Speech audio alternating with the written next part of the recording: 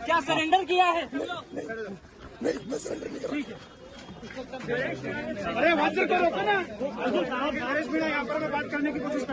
STM थप्पड़कांड मामले में नरेश मीणा को पुलिस ने गिरफ्तार कर लिया है। दरअसल नरेश मीणा ने जो एसटीएम को थप्पड़ मारा, उसके बाद पूरा समरावता गांव जो टोंक जिले में है, पूरा गांव पूरी रात जल उठा। लगभग कह सकते हैं कि दुपहिया और चौपहिया वाहनों को मिलाकर अगर बात की जाए तो लगभग 60 से 65 जो वाहन हैं उनको आग के हवाले कर दिया गया। चारों तरफ जो है पूरी रात अगर गांव का मंजर देखने को मिला तो उसमें सिर्फ आगजनी, भारी मात्रा में जो दमकल हैं उनको वहां पर बुलाया गया और दमकल के माध्यम से जो है वो आग पर काबू पाया गया। सिर्फ एक छोटी सी बात को लेकर ये पूरा विवाद जो है वो इतना तूल पकड़ा कि लगभग पुलिस को पूरी रात नरेश मीणा को गिरफ्तार करने के लिए कई ठिकानों पर दबिश देनी पड़ी और उसमें नरेश मीणा को तो पुलिस गिरफ्तार नहीं कर पाई, लेकिन लगभग कह सकते हैं कि 50 से ज़्यादा लोगों को पुलिस इस मामले को लेकर गिरफ्तार कर चुकी है। ये घटना जो है कल दिन में जब एसटीएम को थप्पड़ मारने का मामला सामने आया उसके बाद ये घटना शुरू हुई। अब इसको लेकर नरेश मीणा ने कहा था कि एक गांव में बूथ का बहिष्कार जो लोग हैं वो कर रहे थे, उनकी मांग थी कि उनको उनियारा से हटाकर देवली में जोड़ा गया है, जो लगभग उनके वहाँ से कह सकते हैं कि 90-95 किलोमीटर के आसपास है। और इसी की मांग को लेकर वो चाहते थे कि कलेक्टर साहिबा वहाँ पर आएँ और उनको लिखित में आश्वासन दें, लेकिन जबरन एसटीएम के द्वारा जो फर्जी वोटिंग करवाई जा रही थी और 3 लोगों को पकड़कर जबरन गाली गलौज कर जो है नरेश मीणा ने ऐसा आरोप लगाया कि एसटीएम जो है वो वोटिंग करवाई। और उसी के बाद नरेश मीणा को गुस्सा आया और कहा कि हाँ मैं थप्पड़ मारा हूँ, खुद स्वीकार किया है नरेश मीणा ने। लेकिन शाम के समय पोलिंग बूथ के बाहर जो है वो एसटीएम को थप्पड़ मारने के बाद नरेश मीणा कुछ समर्थकों के साथ वहां पर धरना देकर बैठ जाता है और इसी धरने के बीच नरेश मीणा जो है उनके जो खाना और जो उनके लिए बिस्तर जो आ रहे थे उनकी पिकअप को पुलिस के द्वारा रोका गया, ऐसा आरोप नरेश मीणा ने लगाया। और उसी के बाद जो है नरेश मीणा जो है भड़क उठे। अब पोलिंग बूथ के बाहर से जो मतदान की पेटियां थी उन्हें वहां से रवाना करना था। ऐसे में पुलिस के कंधों पर भी बड़ी जिम्मेदारी थी कि वहां से लोगों को हटाना था। और जब लोगों को हटाया तो पुलिस और जो नरेश मीणा के समर्थक थे वो आपस में भिड़ जाते हैं। उसके बाद वहां से उनको रवाना कर दिया जाता है, लेकिन नरेश मीणा के समर्थक वहां पर डटे रहते हैं। पोलिंग की जो पेटियां हैं उनको, मतदान पेटियों को वहां से रवाना किया जाता है और इसी बीच पुलिस और नरेश मीणा के जो समर्थक हैं उनमें झड़प हो जाती है। कहा यह जा रहा है कि एसटीएम के थप्पड़कांड मामले के बाद नरेश मीणा को इतनी देर तक पुलिस ने आखिर क्यों उस पर भरोसा किया, उसी वक्त क्यों नहीं गिरफ्तार किया गया था।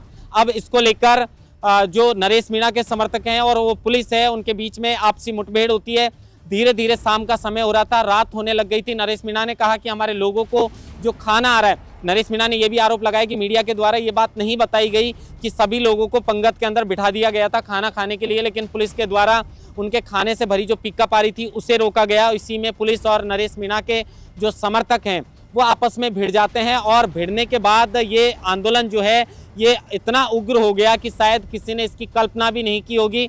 और पुलिस और उसके बीच आंसू गैसों के गोले भी पुलिस ने दागे, क्योंकि पुलिस के ऊपर नरेश मीणा के समर्थकों के द्वारा लाठियां बांधी गई और पत्थर से पथराव किया गया। इसी के बीच स्थानीय जो लोग हैं उनकी जब आंसू गैस के गोले पुलिस के द्वारा दागे गए तो कई कच्चे घरों में इस मामले को लेकर आग भी लग गई। और नरेश मीणा का कहना है कि पुलिस ने जो है उनके साथ गलत किया है, उनकी खाने की जो पिकअप है उसको रोका है, बिस्तर जो आने वाले थे उनको भी नरेश मीणा का कहना है कि उनको रोका गया था। इसी के चक्कर में जो ग्रामीण हैं और जो पुलिस है उसके बीच भिड़ंत हो जाती है और इसी मामले के बीच पुलिस नरेश मीणा को हिरासत में भी ले लेती है।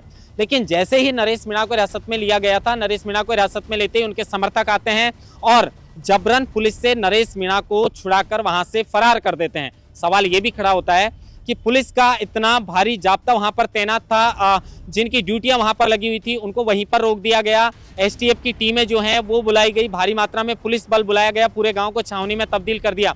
मंजर आप देख सकते हैं किस तरीके से इस मामले को लेकर कितने वाहनों को, दुपहिया और चौपहिया जो वाहन है उनमें आग लगा दी गई, उनको आग के हवाले कर दिया। लेकिन समर्थकों ने नरेश मीणा को छुड़ाया। अब ये पुलिस का फेलियर था या किस तरीके से जबरन नरेश मीणा को उनके समर्थक वहां से छुड़ाकर ले जाते हैं और छुड़ाकर ले जाने के बाद अब इस मामले को लेकर नरेश मीणा जो हैं उनका कहना है कि जब आंसू गैस के गोले दागे जा रहे थे तो मिर्ची बॉम्ब जो है वो भी चलाया गया था और उससे नरेश मीणा का कहना है कि वो घायल हो गया था और घायल को कुछ महिलाएं जो हैं रात को ऐसे भी आरोप लग रहे थे कि नरेश मीणा महिलाओं की लुगली ओढ़कर वहां से फरार हो गए।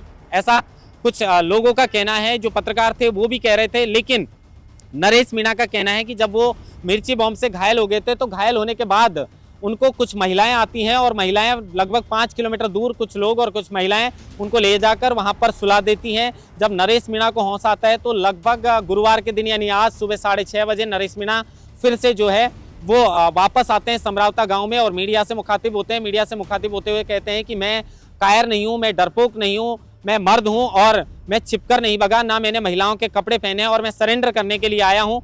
इतनी बात नरेश मीणा कहते हैं। नरेश मीणा गुस्से में लाल थे।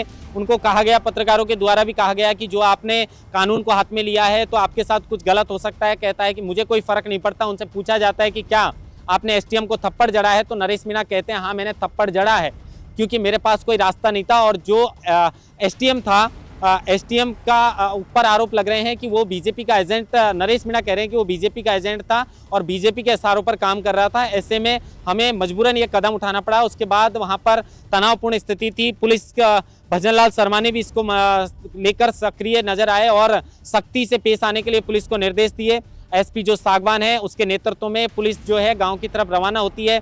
पहले नरेश मीणा सरेंडर करने के लिए कहते हैं, लेकिन उसके बाद देखिए किस तरीके से नरेश मीणा को पुलिस जो है हिरासत में लेती है और वहां से लेकर पुलिस रवाना हो जाती है। अब इस मामले को लेकर नरेश मीणा ने कहा कि जिन ग्रामीणों का नुकसान हुआ है हम उनको मुआवजा दिलाने की कोशिश करेंगे। हम पैसे भले ही कलेक्ट करेंगे अपनी तरफ से, लेकिन जिनका नुकसान हुआ है उनके नुकसान की हम भरपाई करेंगे। ये छोटा सा मामला था। नरेश मीणा के मुताबिक अगर समय पर कलेक्टर साहिबा वहां पर पहुंच जाती, उनकी मांगों को मान लिया जाता तो शायद ये इतना बड़ा कांड नहीं होता। 7 सीटों पर उपचुनाव थे।